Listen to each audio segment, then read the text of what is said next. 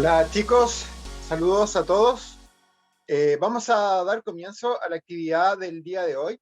Antes de esto, vamos a primero cotejar que esté todo funcionando de forma adecuada. Quisiera ahí ser un poquito, también vamos a arreglar la cámara. Y bueno, vamos a ir comenzando. Me confirman a través del chat si se escucha bien, si están todos teniendo, ¿cierto?, una buena calidad, ¿cierto?, con la visualización. En mi caso, no, probablemente no me vea muy bien, porque no estamos con muy buena iluminación hoy día, pero vamos a tratar de que salga de la mejor forma posible. Para el día de hoy, tenemos preparada una presentación súper interesante. Este tema relativo a los ejercicios expiratorios es una temática bastante particular, bastante interesante también, donde actualmente tenemos una gran cantidad de información, así como también tenemos una gran cantidad de autores que están, ¿cierto?, generando contenidos en torno a esta temática en particular. Entre ellos, ¿cierto?, la principal autora, que es Christine Sapienza, que va a estar participando de nuestro congreso.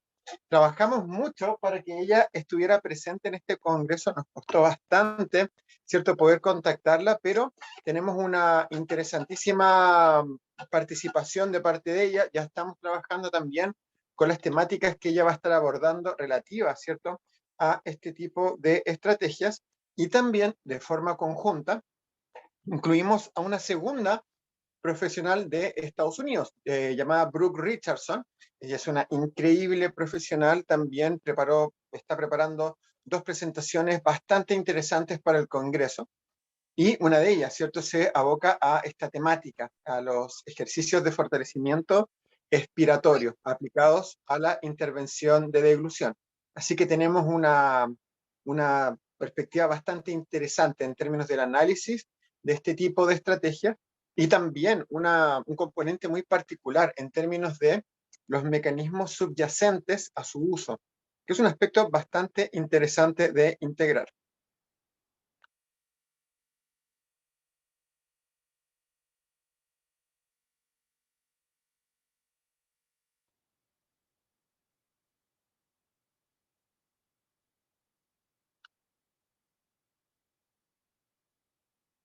Vamos a comenzar. Perfecto. Vamos a ver un poco dentro de esta presentación aspectos súper interesantes en torno a esta temática en particular. La intervención, ¿cierto?, de trastornos de la deglución desde esta perspectiva bastante nueva, centrada en estos componentes que ya hemos venido analizando desde las presentaciones anteriores, como esta intervención de deglución tan centrada inicialmente en estos aspectos más fisiológicos desde esta mirada tradicional, evolucionan hacia estos componentes fisiológicos y biomecánicos, ¿cierto?, mediados por estas miradas más actuales. Eso es un aspecto muy interesante. Es así como esta modificación en estos parámetros, en estos componentes que rigen la instauración de los distintos modelos de intervención, que terminamos centrados mucho de una forma muy particular en esta discusión bastante interesante entre estas estrategias de fortalecimiento versus aquellas, ¿cierto?, estrategias centradas en la potenciación funcional. Un aspecto que en la presentación anterior subdividimos en este análisis dicotómico, en esta dicotomía entre fuerza o fortalecimiento versus habilidad, que es una temática bastante discutida por muchos autores. Para que nos hagamos una idea de esto, prácticamente de todos los autores, ¿cierto?, que son investigadores y que se dedican de forma bastante, ¿cierto?, continua a la generación de evidencia, como por ejemplo la misma Christine Sapienza, como por ejemplo el doctor Hidetaka Wakabayashi, como por ejemplo Mayeli Hakabi, que van a estar participando de este congreso, hablan en algún minuto de sus presentaciones de esta temática en particular. Cómo debemos o qué estrategias tenemos para intervenir de deglución. Y es ahí donde entramos en este punto, en esta discusión. Habilidad versus fortalecimiento. ¿Sí? Es una habilidad o cierto fortalecimiento muscular, habilidad y o fortalecimiento muscular o habilidad y fortalecimiento muscular en este trabajo complementario. Cada uno de nosotros, obviamente va a tener una idea y una percepción bastante particular en torno a este tema. Yo tengo mi opinión en particular, ¿sí? Y que obviamente apunta un poco a esta complementariedad entre las estrategias, pero que en términos de la dilución genera una discusión bastante importante. Nuevamente volvemos a estos principios de los cuales hemos venido conversando, esos principios de fortalecimiento muscular, de neuroplasticidad y de aprendizaje sensorial y motor también.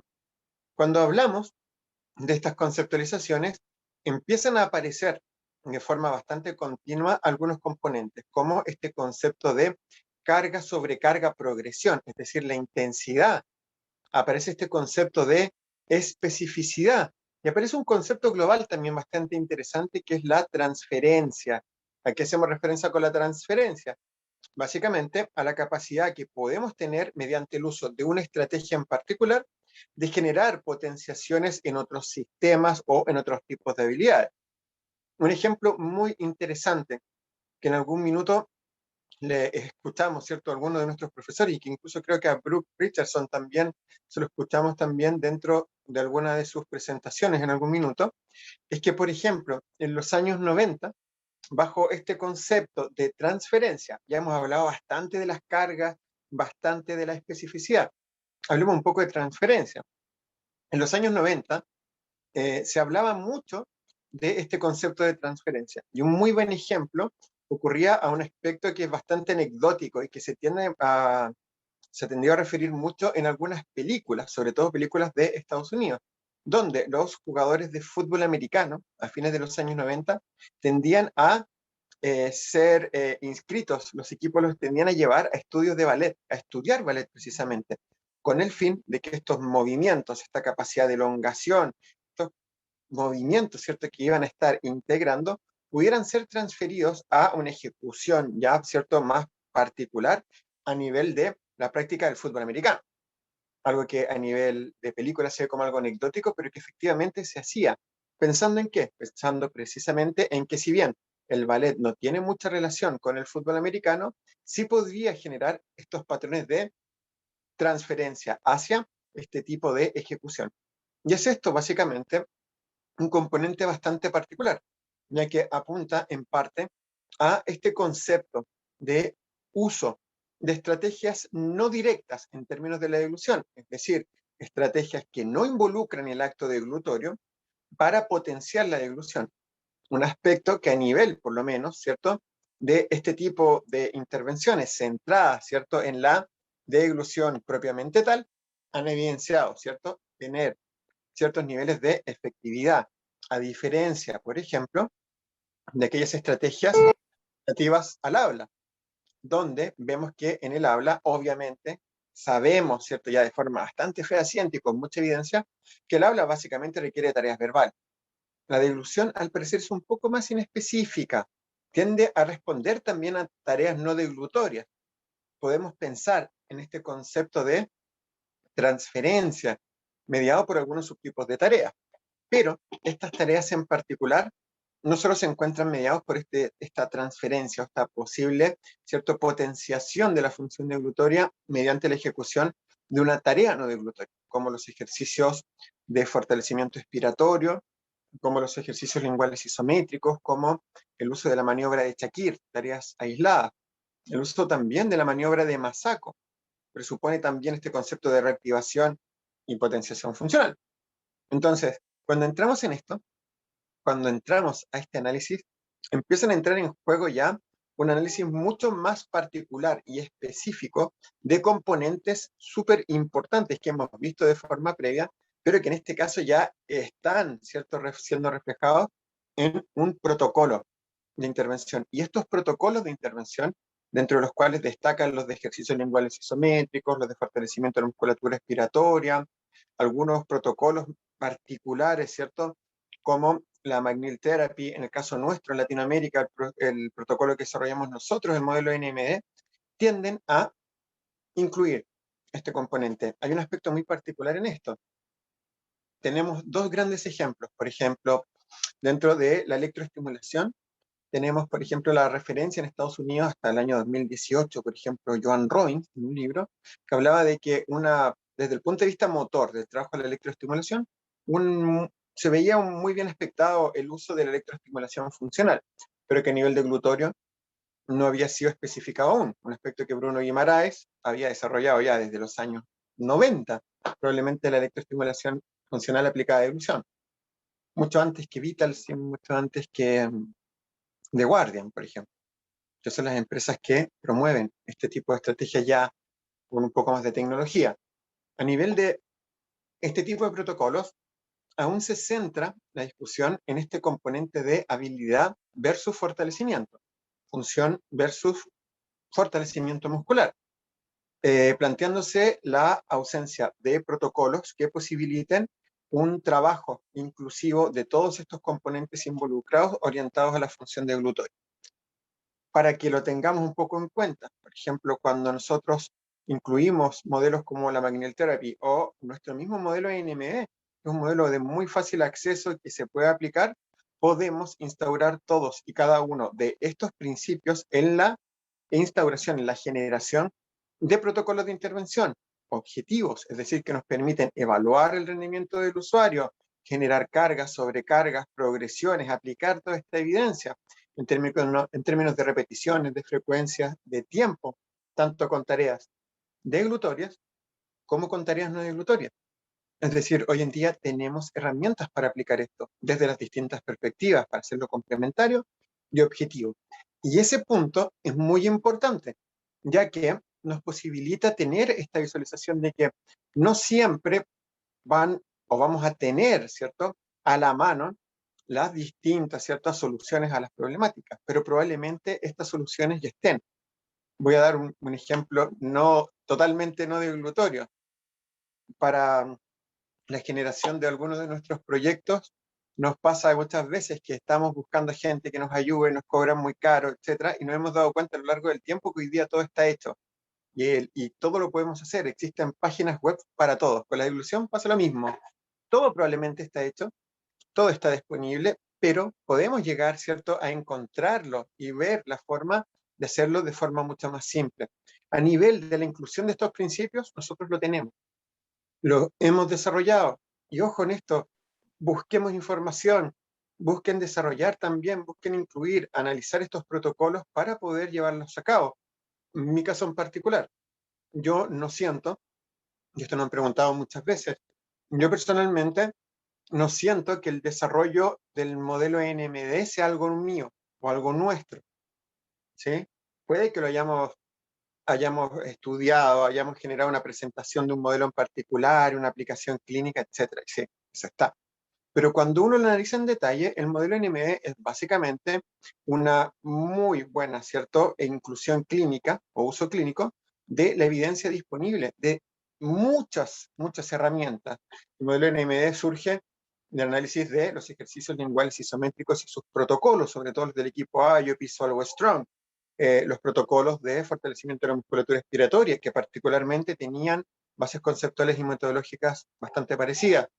Las bases conceptuales y metodológicas de metodologías que a lo mejor prescindían un poco de equipos, pero que utilizaban también este concepto de fortalecimiento muscular, habilidad e inclusión de principios, como la Magnil Therapy. También las bases de algunos protocolos de intervención electromiográfica como herramienta de biofeedback con estos juegos. Todos ellos tenían componentes en particular. En un determinado minuto me tocó trabajar con todo esto en el año 2010. ¿Qué fue lo que hicimos nosotros? Tomamos todas estas bases, las analizamos, ¿cierto? Generé un pequeño protocolo de aplicación clínica sin instrumentos, sin herramientas, y eso fue lo que llevamos a la clínica para realizar evaluaciones objetivas, para realizar también intervenciones objetivas con una adecuación de cargas, sobrecargas, progresiones, repetición, frecuencia, tiempo en torno a la evidencia, incluyendo tareas deglutorias como no deglutorias, que es un aspecto muy interesante a analizar. Y que desde esta perspectiva tenemos un muy buen ejemplo. Ya hemos hablado un poco de los ejercicios linguales isométricos, que son aspectos que estuvimos, ¿cierto?, analizando en algunas presentaciones previas, pero que desde esta perspectiva en particular también genera mucha información. Los ejercicios de fortalecimiento de la musculatura expiratoria tienden a verse reflejados desde una base. la base para el uso de este tipo de ejercicio se refiere, inicia en los años 60, fines de los 60, los años 70 en realidad, con la creación de estos protocolos de fortalecimiento de la musculatura respiratoria.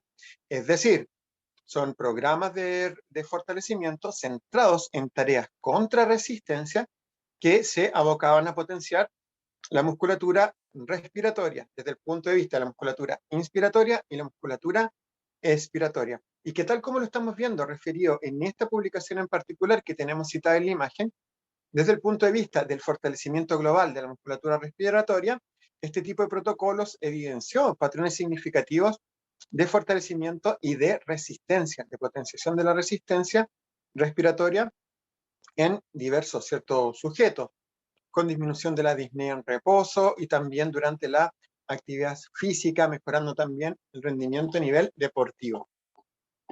¿Por qué esto es importante para nosotros? Porque básicamente nos está diciendo que, primero, el desarrollo de estas tareas, de este tipo de tareas de entrenamiento o de intervención clínica, tiene más de 50 años de desarrollo. Es decir, tiene una historia detrás bastante grande, tiene evidencia detrás de su uso bastante amplio y obviamente se ha utilizado, tiene una característica muy particular, presenta un uso en diversos ámbitos, no solo clínicos, sino que también en ámbitos deportivos, ámbitos también a nivel musical, por ejemplo, instrumentistas de viento, en cantantes y una serie de otros ciertos sujetos como deportistas. Por ende, es muy importante integrar desde acá este concepto, lo que nosotros estamos aplicando hoy día a nivel de glutorio y a nivel de habla, tal como se generan estos protocolos del dispositivo EMST 150, que es el que tenemos en la imagen abajo. Básicamente es una aplicación clínica fonoaudiológica de un dispositivo y de un procedimiento que tiene muchos años de desarrollo. Eso es lo primero. Lo primero y lo más importante. Vamos a continuar. En este sentido, desde el punto de vista de los programas de fortalecimiento, también tenemos programas y ejercicios de fortalecimiento de la musculatura inspiratoria, tareas que también son contra resistencia y que también reflejan ciertos patrones de evidencia en torno a la potenciación funcional de diversos componentes. ¿Sí? Eso es bastante importante de considerar. Y existen programas para este trabajo. Aquí tenemos a alguien, parece que Nicole Troncoso está con el micrófono prendido. ¿Por qué es importante considerar esto? Ya que básicamente estamos, ¿cierto?, generando una serie de dispositivos. De hecho, estos dispositivos, que son muy importantes de conocer, habitualmente denominados threshold, ¿cierto?, inspiratorios o expiratorios, se encuentran disponibles en todos los países y se han utilizado por mucho tiempo. No es necesario, ya sea desde un punto de vista inspiratorio como expiratorio, utilizar únicamente el dispositivo EMCT 150, que es el que está en la imagen abajo. No es el único dispositivo. El dispositivo EMCT 150 es básicamente el dispositivo con el cual trabaja Christine Sapienza, que es la fonoaudióloga que llevó el uso de este tipo de estrategias a la intervención de usuarios con trastornos de la deglución y básicamente en usuarios con enfermedad de Parkinson, que es con los cuales inicia su trabajo. Un aspecto muy interesante también de integrar. Y obviamente, dentro de este uso, los ejercicios de fortalecimiento de la musculatura expiratoria, ¿cierto? Son básicamente los que hemos venido utilizando, y esto porque tiene una historia en particular. El trabajo de Christine Sapienza, habitualmente descrito, ¿cierto?, en diversas publicaciones, habla de que durante el trabajo, ¿cierto?, de esta profesional con usuarios con enfermedad de Parkinson, empiezan a notar a lo largo del tiempo que en la medida que instauraban protocolos de fortalecimiento de la musculatura expiratoria, no solo mejoraban en términos de los patrones respiratorios, no solo era una mejor expiración, no solo se potenciaba la voz, que es algo que podríamos considerar, no solo mejoraban los patrones de tos o la funcionalidad de la tos, ¿cierto? La tos voluntaria y la tos refleja, sino que a la vez se empezaban, ¿cierto?, a evidenciar bastante superficial la presencia de mejoras, ¿cierto? Mejoras desde un punto de vista inicial, referencias de los usuarios, también percepción de los terapeutas. Después se logra investigar esto con evaluaciones ya instrumentales y se evidenciaban mejoras en términos del rendimiento de glutorio, que es un aspecto muy interesante. Del habla también algunos componentes. Entonces la pregunta en ese minuto fue, ¿cómo actúan estos componentes que posibilitan generar este tipo de respuesta que va más allá de lo esperado? Y esto obviamente se fue corroborando con estudios basados, por ejemplo, en el uso de biofluoroscopía y el uso de la escala de penetración de aspiración, y de forma conjunta el uso de registros electromiográficos para evidenciar, por ejemplo, si existen o no algún grado de fortalecimiento de la musculatura objetivo.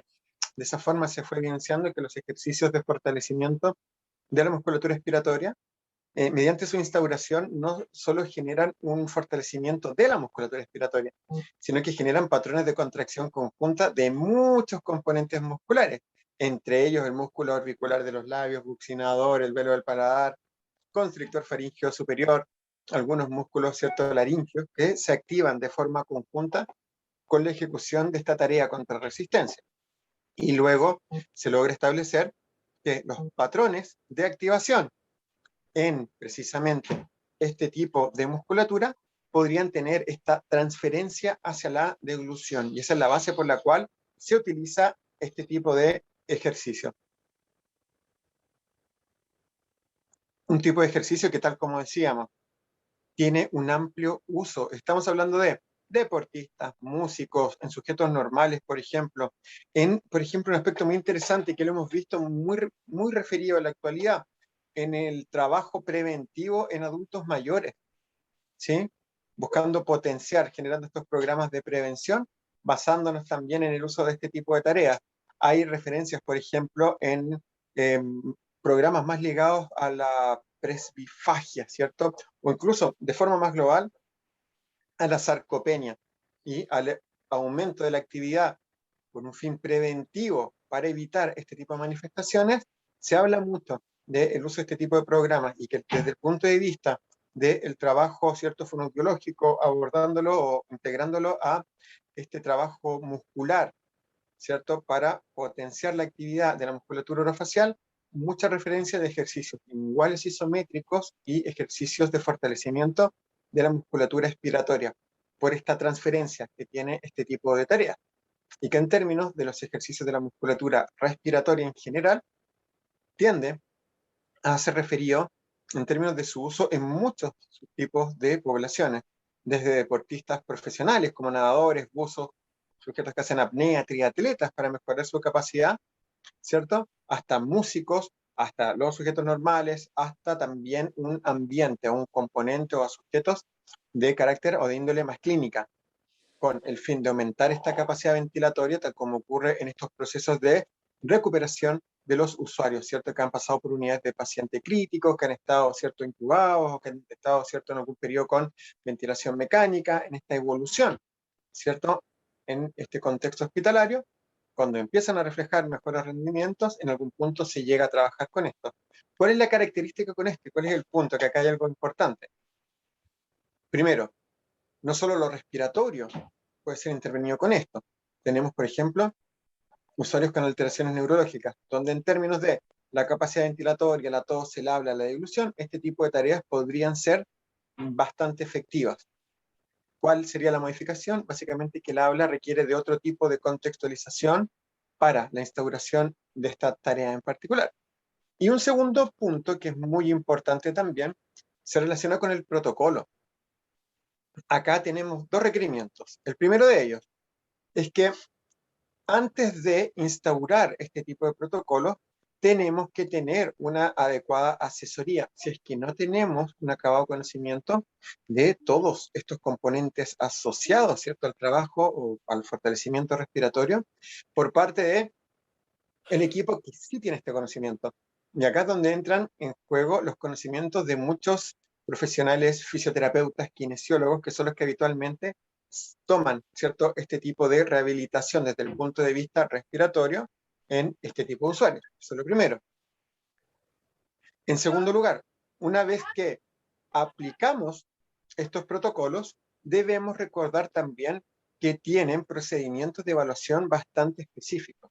La base, tal como lo dijimos de forma previa, el usuario tiene que tener o cumplir con las características base para ser candidato al uso de este tipo de estrategias. Acá es donde entra el conocimiento del equipo de intervención. Segundo, cuando voy a trabajar con esto, tengo que ser capaz de evaluar a este sujeto, evaluar a este sujeto de forma objetiva, definir su rendimiento expiratorio, su 100%, y aplicar esta evidencia. Hay alguien que está con el micrófono prendido, para que lo revisen, por favor. ¿Te lo logro ver acá?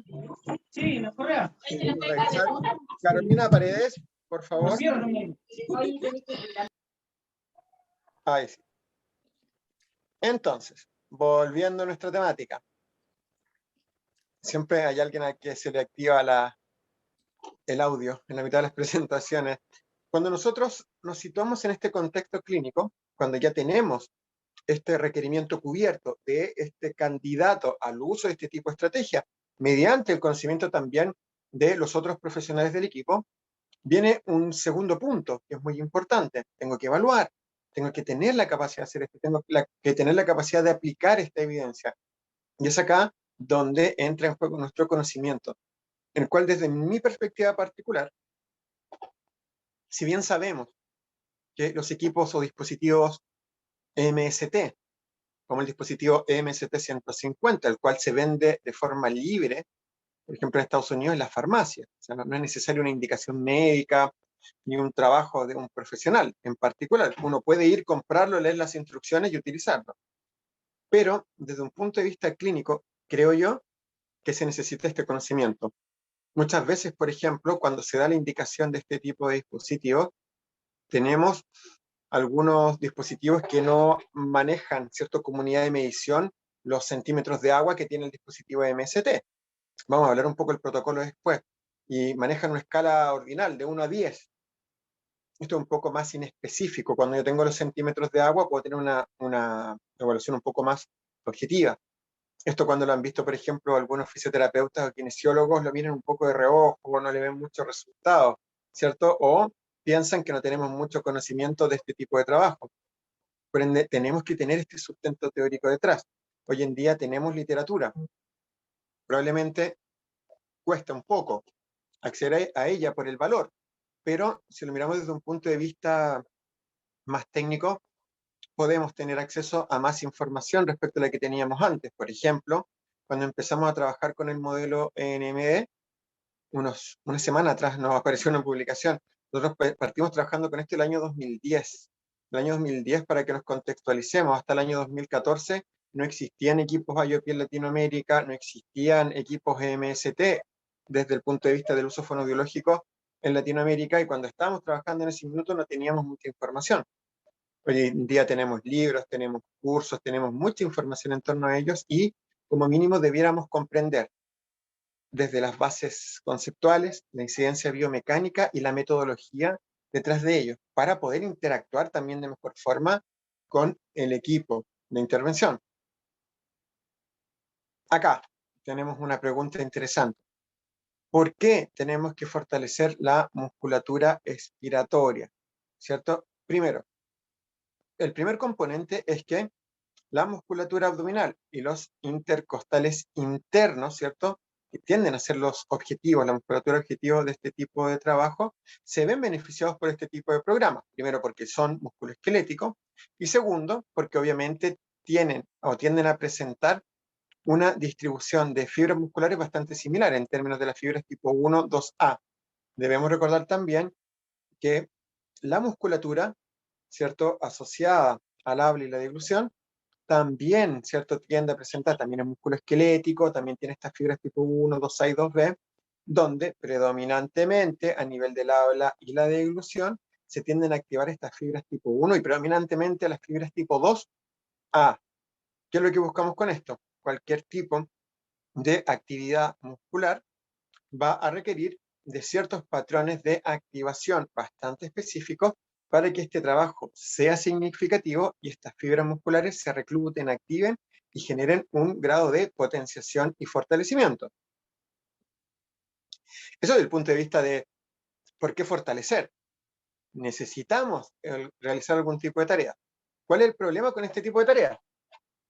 El problema es que básicamente para fortalecer la musculatura entran en juego estos principios de los cuales hemos hablado. Primero, la especificidad. La tarea tiene que, en mayor o menor grado, tiene que tener cierta relación, cierta correlación. La tarea de intervención, la tarea de fortalecimiento, debiera tener cierta interrelación con la función objetivo o la tarea objetivo. En palabras simples, la contracción muscular de la tarea tiene que ser similar en algún aspecto o generar algún patrón de reclutamiento de unidades motoras y activación de fibras y de músculos similar a los que ocurren durante la función a trabajar. Eso es uno, especificidad. Segundo, para fortalecer, esta musculatura tiene que ser candidata a favorecerse de este proceso de fortalecimiento, que es lo que vemos en la imagen. Pero además, para fortalecer, tenemos que tener y cumplir con otros aspectos, como por ejemplo estos criterios de intensidad, cargas, sobrecarga, ¿cierto? Progresión, repetición, frecuencia y tiempo de intervención, donde hoy sabemos que para que se instaure un patrón de potenciación funcional, esta carga tiene que ser significativa. Y si para mí esa carga no es significativa, probablemente no se genere un cambio. En eso se basan estos dispositivos. ¿Qué sería una carga significativa?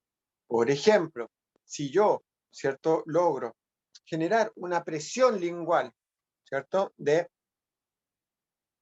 50 kilopascales. Es un ejemplo. La presión lingual se mide en kilopascales. Cuando nosotros analizamos esto, si yo logro generar una presión lingual de 50 kilopascales, si doy una tarea donde el sujeto que logra presionar 50 kilopascales solo requiere de 10 kilopascales para realizarla, probablemente esta tarea no sea significativa y ni induzca a un cambio en la capacidad de este sujeto. ¿Por qué? Porque tiene una capacidad mucho mayor.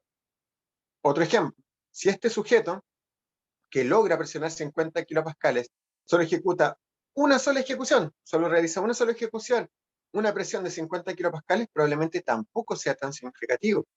¿Por qué? Porque probablemente lo puede repetir más veces. Nosotros necesitamos que esta actividad a realizar genere un nivel de dificultad o de carga que propicie, que active, ¿cierto?, este tipo de potenciaciones. ¿Cómo yo puedo generar este tipo de potenciaciones? Generando una determinación de cargas que sean efectivas para esta potenciación. ¿Y a qué hacemos referencia con esto? A que siempre debemos estar trabajando sobre ciertos niveles de carga para favorecer el aprendizaje y la potenciación funcional. Y esto se ha definido desde muchas perspectivas, muchas publicaciones, y en términos promedio, se habla de que siempre debemos trabajar sobre un 50 a un 60% del rendimiento del usuario para generar esta potenciación. Creo que alguien nuevamente activó su micrófono. Entonces, si nos están diciendo que esta carga debe ser significativa, si nos están diciendo que debiera estar sobre el 50% de mi rendimiento, de rendimiento de cada uno de nosotros no tenemos el mismo rendimiento. Y si este sujeto que logra presionar con la lengua 50 kilopascales, por ejemplo, tengo que tener una tarea que como mínimo, llegue al 50% del rendimiento de este usuario. Es decir, si él presiona 50 kilopascales con la lengua, mínimo 25 kilopascales debe ir a ser la carga de trabajo. Mínimo también es que evaluemos cuántas veces puede repetirlo. Y en base a esto, seguir, ¿cierto?, los patrones basados en la evidencia en términos de la instauración de frecuencias y de tiempos de intervención. Entonces, con esto hacemos referencia a un aspecto muy particular.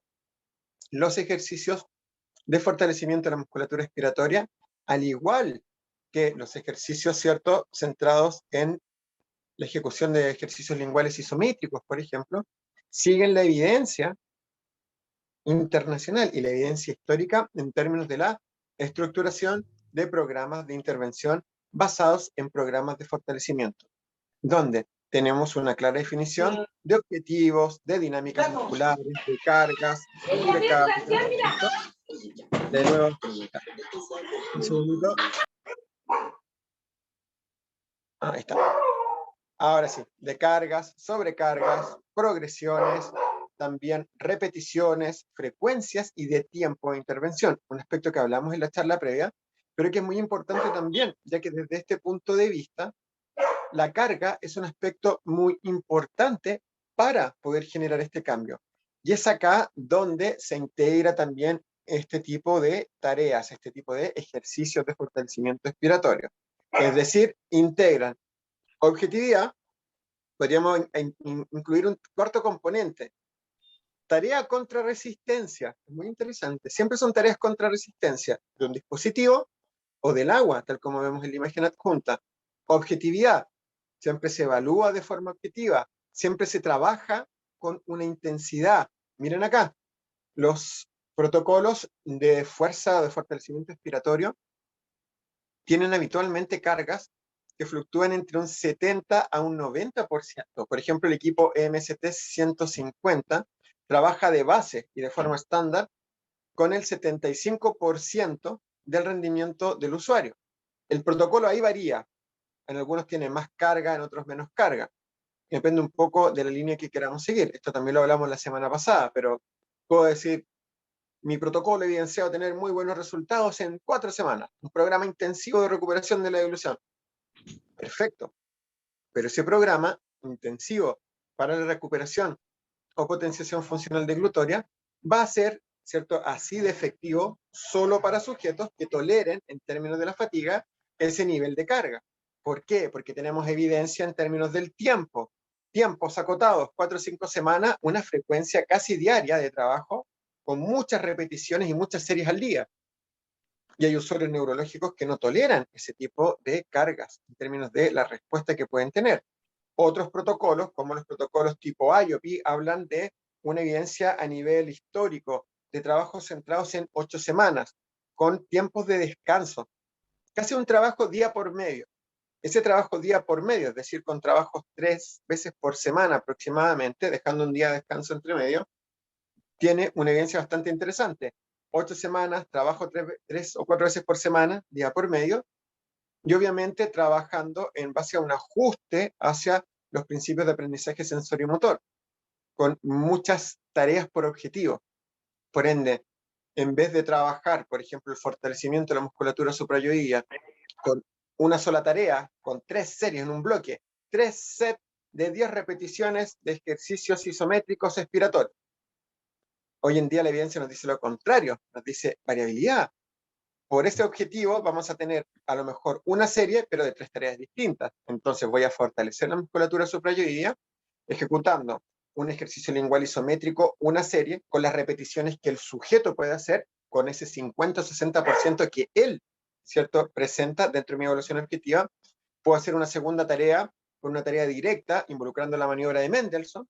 Y tercera tarea, una serie de un ejercicio expiratorio con las repeticiones que el usuario puede hacer en términos de su 50%. Por eso depende esta perspectiva, y acá es donde debemos también detenernos y revisar un poco más la información disponible. Tenemos que conocer estos protocolos, conocer estos principios. Y el cuarto componente, recuerden, primero, tarea contra resistencia.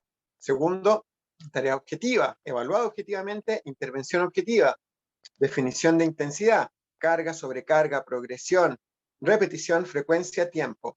Y finalmente la especificidad, buscando que tenga este patrón, esta tarea de proximidad, en términos de el patrón de reclutamiento y activación muscular, el cual obviamente la medida que más próximo es a la función, mayor será la plasticidad neuronal y el aprendizaje sensoriomotor, un aspecto muy importante de integrar también. El cual obviamente nos va a conducir a este tipo, ¿cierto?, de análisis. En este caso, los ejercicios de fortalecimiento de la musculatura expiratoria, al medio está Christine Sapienza. Referimos a Christine Sapienza, sabemos que hay más equipos, sabemos que hay más metodologías, pero la persona que generó el uso, ¿cierto?, de este tipo de dispositivos con el objetivo de intervenir usuarios con Parkinson desde la perspectiva fonoaudiológica, desde la perspectiva del habla y de la dilución, fue precisamente Christine Sapienza, quien es la creadora del dispositivo EMST 150, que es el que está a la izquierda. A la derecha tenemos otro dispositivo llamado The Breather. Este dispositivo es de Oceanía, es de Australia. La misma lógica, protocolo similar, las mismas bases conceptuales, las mismas bases metodológicas. ¿Qué es lo importante de esto? Primero, son dispositivos que tienen mucho tiempo de desarrollo, tienen mucho análisis en términos de sus protocolos, y en tercer lugar, que tienen evidencia en torno a su uso a nivel fonoaudiológico y obviamente en términos de su efectividad hacia, ¿cierto?, orientada hacia la deglución. Y es en este tipo de información donde hoy en día tenemos una gran cantidad de contenidos. Primero, se trabajó en el desarrollo, ¿cierto?, en base a la evidencia de protocolos orientados a la intervención, ¿cierto?, fonoaudiológica. Los protocolos tienen evidencia en términos de su implementación, desde aspectos simples como evaluación, cargas, sobrecargas, progresiones, frecuencia, tiempo. De hecho, puede parecer que es un poco comercial la estrategia que presenta el dispositivo MST. Lo es, de hecho, pero ese más bien refleja un ajuste hacia la evidencia que presentaron y obviamente ajustaron estas características del protocolo para que los usuarios lo puedan aplicar de forma individual, solo. El dispositivo MST trabaja con 5 sets de 5 repeticiones, 5 veces por semana durante 5 semanas, 5 por 5. Fácil de aprender. ¿Cuál es el problema con este dispositivo? Básicamente el dispositivo MST tiene como problema, este dispositivo, el que tenemos en la imagen, el que primero el dispositivo en sí partía desde 30 centímetros de agua, que era una limitación interesante al inicio, y que hoy en día se resuelve en modo USA. Obviamente no van a generar un dispositivo corregido. Generaron un segundo dispositivo MST-150, que es un dispositivo verde, que genera cierta resistencia de 0 a 30 centímetros de agua, posterior al cual se puede utilizar este dispositivo azul, que es de 30 a 120 centímetros de agua. Ese era un problema. El otro problema era que también los sujetos evidenciaban muchas veces altos niveles de fatiga ante este protocolo. Por ende, no todos los usuarios eran candidatos al uso de este tipo de estrategias. Por ejemplo, en nuestro caso, ese fue el motivo por el cual buscamos una solución de bajo costo, porque ese es otro problema. En Latinoamérica el costo de este dispositivo, que es de uso individual, es de aproximadamente $100. Y no todos los sujetos podían financiar, ¿cierto?, el acceso a este tipo de dispositivos. Y eso nos lleva, en términos de la dificultad y el costo, a empezar a utilizar, desde un punto de vista fisiológico, las tareas contra la resistencia del agua, con un tubo, como lo que se trabaja en voz en la técnica Laxbox, pero en este caso sin involucrar la fonación en la tarea, solamente ocupando la resistencia del agua y la respiración desde este punto de vista fisiológico para trabajar contra estas resistencias y generar de forma objetiva este tipo de activaciones musculares. Es decir, tiene un correlato. ¿Y cuál es el correlato? Es que este tipo de tareas contra resistencia genera activaciones de la musculatura respiratoria, cervical e incluso orofacial. Eso es bastante interesante también. Por lo cual, la potencialidad en términos de la incidencia de este tipo de estrategias apunta hacia la respiración, hacia los patrones de tos, que son muy importantes también, la deglución y el habla. El habla podríamos cuestionarlo un poco por el tema de la especificidad del habla dentro de su intervención. Podría resolverse, por ejemplo, utilizando los dispositivos vocal fill, por ejemplo. Es un aspecto interesante considerar también. Pero ingresa en este espectro. Y obviamente al ampliar, ¿cierto?, este conocimiento a todo este rango de componentes, vemos cómo este patrón de fortalecimiento de la musculatura respiratoria puede incidir sobre cada uno de estos componentes. Y esta información que tenemos en esta imagen, obviamente apunta a la recolección de información desde diversas publicaciones, donde se habla de esta incidencia sobre la respiración, la tos, el habla y la deglución. Aspectos que obviamente están relacionados con estos patrones de activación y contracción muscular de la musculatura expiratoria, el diafragma, los intercostales internos, a los cuales se suman estos patrones de contracción conjunta de la musculatura, ¿cierto?, suprayoidea, del músculo orbicular de los labios, buccinador, constrictor faríngeo superior, los músculos también laringeos, en mayor o menor grado. Algunos se activan más, otros menos. Por ende tendrá un mayor o un menor correlato, pero que se han evidenciado tener algún grado de incidencia mediante la instauración de este tipo de estrategia sobre la deglución, que sería nuestro foco. Por ende, cuando nosotros lo vemos desde este foco deglutorio, primero tenemos que tener en cuenta algo. Los ejercicios expiratorios no son tareas directas de deglución. Por ende, desde un punto de vista técnico, no constituyen tareas de alta especificidad. Pero, como contraparte, estamos viendo acá la imagen también, genera la activación de estos grupos musculares, pero como contraparte sí tenemos algunos correlatos en la evidencia interesantes, como por ejemplo la evidenciación de estos patrones de activación muscular, como por ejemplo la evidenciación de potenciaciones funcionales en términos de la deglución, que es un aspecto no menor, pero que en términos globales vamos a ver después. Hoy en día sabemos que como estrategia individual, como estrategia de uso individual, es decir, si uso solo los ejercicios de fortalecimiento respiratorio, probablemente no tienen un carácter resolutivo en términos de un trastorno de la deglución, pero sí como herramienta complementaria tiende a ser una muy buena herramienta para el establecimiento de programas de intervención, que ese es otro componente que hemos venido también analizando en el último tiempo. ¿Cuál es el patrón de respuesta? Hay muchas estrategias que por sí solas no permiten instaurar patrones, ¿cierto?, evidenciables de potenciaciones funcionales a nivel deglutorio, pero que en un contexto macro de interrelación con otras estrategias de intervención sí han reflejado tener buenos resultados. Y acá es donde está la base. ¿Cuál sería la base para la intervención de deglución? Probablemente, y de forma obvia, tareas directas. El problema con las tareas directas que involucran la deglución es que muchas veces es muy difícil instaurar estos otros componentes. Tenemos la especificidad, pero es muy complejo incluir este concepto de intensidad. Y ese es el problema, que muchas veces es ahí donde no podemos regular. Por ende, se ha visto que este trabajo conjunto entre fortalecimiento y trabajo de potenciación de la habilidad tiende a tener un mejor resultado. Vamos incluyendo todos los elementos. Acá tenemos un ejemplo.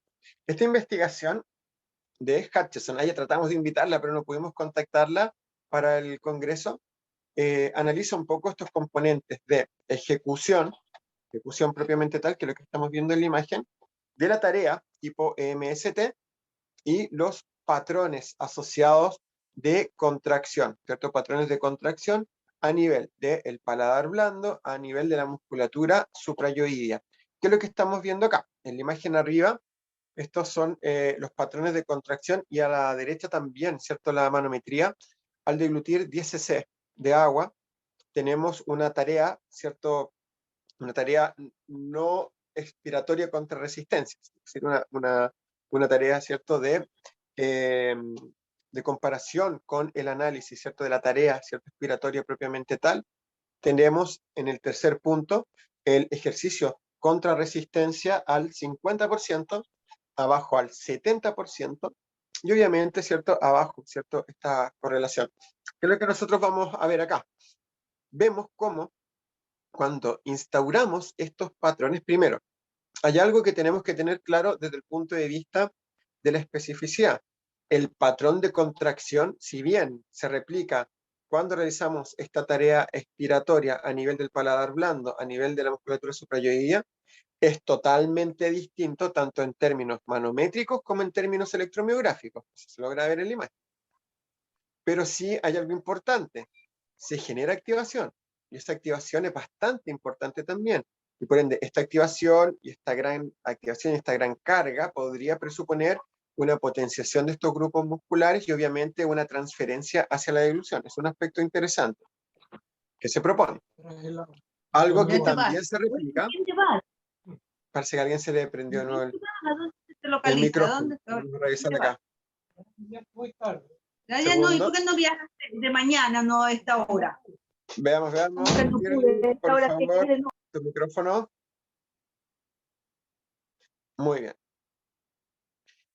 Y obviamente, en este contexto también, y si miramos esta investigación nuevamente, tenemos también una respuesta bastante similar a nivel del constrictor faríngeo y a nivel de los tiroaritenoides. ¿Qué es lo que volvemos a replicar acá? Probablemente los patrones de contracción son menores, pero están. Entonces, ¿cuál es la importancia de esto? Si bien tenemos una tarea que probablemente no es deglutoria, es indirecta, sí tiene como característica bastante particular esta activación grupal de muchos músculos que van mucho más allá de la musculatura respiratoria. Es decir, va mucho más allá del diafragma y de los intercostales internos, integrando los tiroaritenoideos, los constrictores faringios, la musculatura suprayoidea, la musculatura velar, el buccinador, el orbicular de los labios, por el tipo de tareas, porque tengo que generar un sello, o sea, el sello labial, para generar, ¿cierto?, esta tarea respiratoria contra esta resistencia. Lo genera.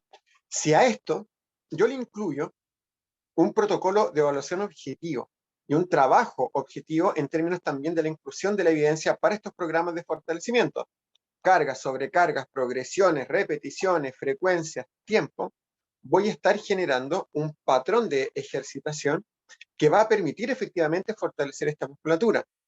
Y un último componente, este tipo de tareas ha logrado evidenciar poco a poco ciertos patrones de potenciación funcional, los cuales si bien, vamos a ver acá, se asocian a estos componentes, ¿cierto?, a estos patrones de fortalecimiento, debemos recordar los cuales si bien no logran generar por sí solos un cambio funcional significativo en la evolución, sí tienen o tienden a referirse como una interesante herramienta de uso, de inclusión, de uso conjunto a nivel de la intervención de deglución, que es algo que vamos a ver en una publicación acá. Estas publicaciones donde vemos, por ejemplo, Mancopes, Renata Mancopes, de una publicación bastante actual del año 2020, donde nos dice que no logran evidenciar una incidencia funcional específica como herramienta única a nivel de la intervención de deglución sobre mecanismos fisiológicos y biomecánicos. Probablemente su incidencia, tal como decíamos de forma previa, va desde este punto de vista más macro, más complementario.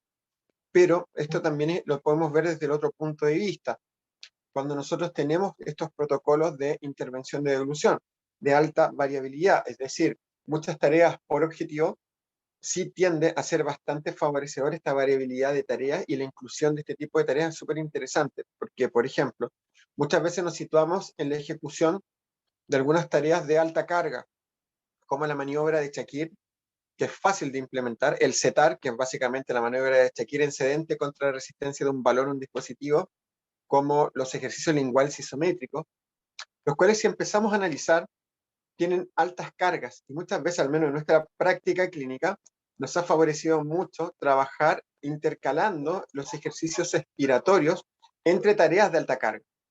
Por ejemplo, técnica de Shakir, ejercicio expiratorio, ejercicio lingual isométrico, ejercicio expiratorio, setar. Es un muy buen ejemplo.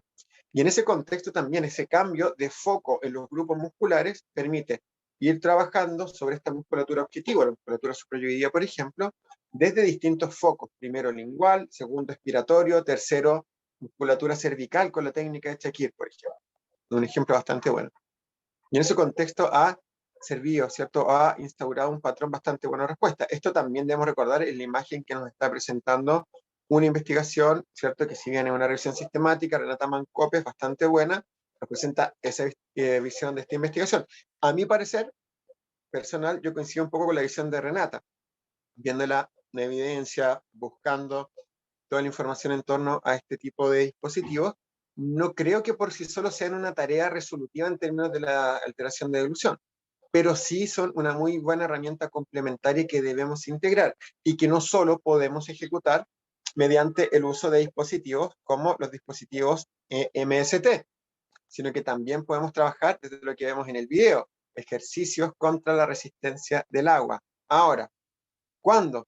¿Cómo podemos utilizarlo? Básicamente depende de mi capacidad de analizar, ¿cierto?, el cuadro clínico del usuario y de la selección de objetivos y selección de estrategias de intervención, un aspecto muy importante de integrar. ¿Qué es lo que nos lleva finalmente a este tipo de análisis? ¿Cómo trabajo qué es lo que incluyo, cuál es el programa, cuál es el protocolo. Acá tenemos dos aristas importantes, ya sea con el dispositivo o con este tipo de tareas contra la resistencia del agua.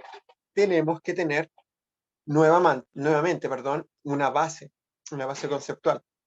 Y esa base conceptual la va a estructurar mi conocimiento de los principios de neuroplasticidad, aprendizaje sensorio-motor, fortalecimiento muscular, es decir, la inclusión de estos componentes, ejercicios contra la resistencia, ya sea un dispositivo o del agua, ejercicios de alta especificidad, ejercicios que tengan claramente definidos en torno a la evidencia la intensidad y obviamente integrar este concepto de transferencia, que sería uno de los componentes que explicaría el uso de este tipo de dispositivos y de este tipo de estrategias, que es un aspecto bastante interesante, ¿cierto? De integrar, que nos va a permitir generar finalmente este tipo de cambios, que son los que básicamente nosotros buscamos.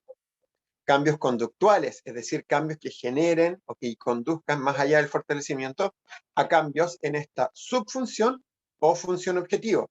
Segundo, cambios neurales que induzcan que este cambio neural tenga un reflejo en la plasticidad neuronal. Un aspecto que obviamente va a conducir a esta mantención en el tiempo del resultado o una potenciación a largo plazo, que es un aspecto que al menos desde esta perspectiva vemos con este tipo de ejercicios en términos del fortalecimiento. Se instaura un protocolo, se logra generar este trabajo expiratorio, se mejora en términos de la respiración, de la tos, por ejemplo, se logra fortalecer gran parte de estos componentes musculares involucrados, pero un aspecto importante, aún falta información en torno a su inclusión a nivel, ¿cierto?, de su ejecución como tarea por sí sola, una tarea independiente para la generación de un cambio a nivel de la función de glutoria. Que eso también es lo que nos estaría faltando y lo que nos está refiriendo también Renata Mancopes en esta publicación bastante actual. ¿Qué nos queda también como tarea? Básicamente, no solo quedarnos con la información que, por ejemplo, nos entrega Renata, o que nos entrega, por ejemplo, desde el otro punto de vista, la revisión única de las publicaciones de Cristín Sapienza. Tenemos que integrar esta información. A lo largo del tiempo se ha ido evidenciando aspectos bastante interesantes, probablemente desde el punto de vista de la integración de contenidos.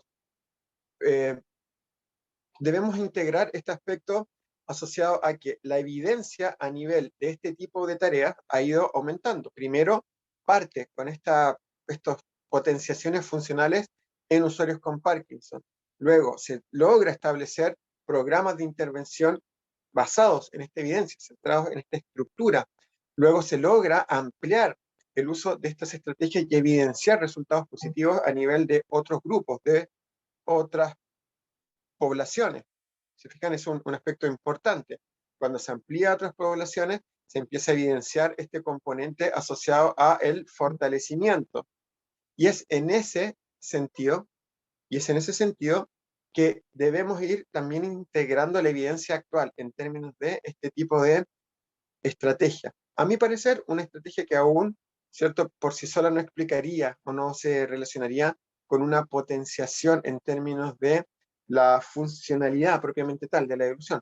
Una muy buena herramienta complementaria, tal como lo dijimos, pero que también tenemos que ir revisando en términos de la integración de los contenidos a la práctica clínica. Por eso es interesante también conocer un poco más de estas estrategias, de sus bases fisiológicas, bases biomecánicas, de sus fundamentos, las bases conceptuales, la metodología que se utiliza, entender que esta metodología se integra con estos componentes que vemos replicados en los ejercicios linguales isométricos, que se replican en otros tipos de metodología y que tienen un sustento en la evidencia. Por ende, tenemos que integrar este tipo de estrategias y de análisis para mejorar, ¿cierto?, en términos de su integración a la práctica clínica.